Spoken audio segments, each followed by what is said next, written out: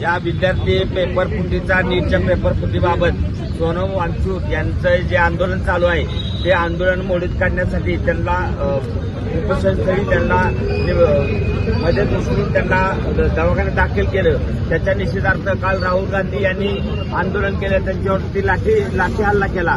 असा ह्या हुकुमशाहीचं सरकार आहे।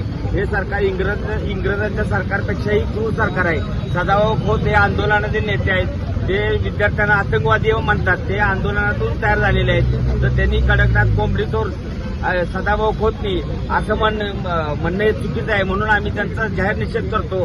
तसेच या मोदी सरकारनं मोदी साहेबांनी भारतीय पंतप्रधान पदाचा राजीनामा द्यावा अशी आम्ही या आंदोलनात मागणी करत आहे। सगळी महिला इथं आमच्या मुलांच्या भविष्यासाठी इथं आलेलो आहोत।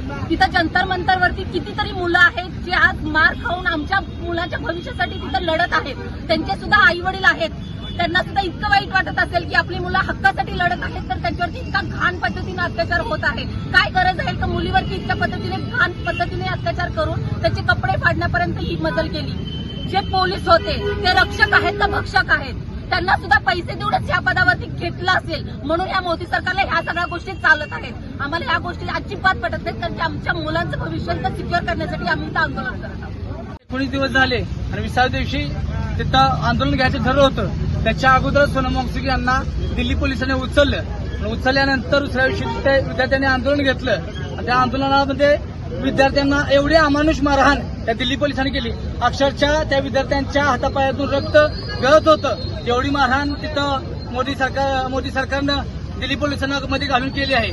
मी एवढं सांगेन की आज सातारा जिल्हा युवक काँग्रेस असेल, सातारा जिल्हा काँग्रेस असेल, एनएसयू असेल, यांच्या वतीने आज जे आंदोलन घेतलंय सरकारला कुठेतरी जाग यावी यासाठी आंदोलन घेतलंय।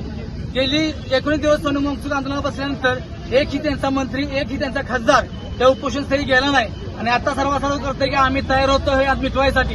अरे तुम्ही कुठे तयार आहे? ज्यावेळेस तुमच्या नडीला आलं त्यावेळेस तुम्ही म्हणताय की आम्हाला आता मिटवायचं आहे। आमची एकच मागणी आहे, नरेंद्र मोदींनी सुद्धा राजीनामा द्यायचा, धर्मेंद्र प्रधान यांनी सुद्धा राजीनामा द्यायचा आणि ज्या गृहमंत्र्यांनी जो आदेश दिला दिल्ली पोलिसांना त्या अमित शहा सुद्धा राजीनामा द्यायचा। आणि विद्यार्थ्यांना तुम्ही आतंकवादी म्हणता, सदाभाऊ खोत कोंबडी चोर आतंकवादी म्हणतोय, त्यांना सुद्धा आम्ही एक जाहीर आवाहन करतोय, ते आम्ही फोडणार युवक काँग्रेसच्या वतीनं असं जाहीर निषेध करतोय। आणि इथून पुढे सुद्धा विद्यार्थ्यांच्या जीवाशी जे भाजप सरकार खेळतंय त्यांच्या मंत्र्यांना, त्यांच्या आमदारांना आम्ही या सातारा जिल्ह्यात या काळात कुठेही फिरू देणार नाही असा निषेध करतोय।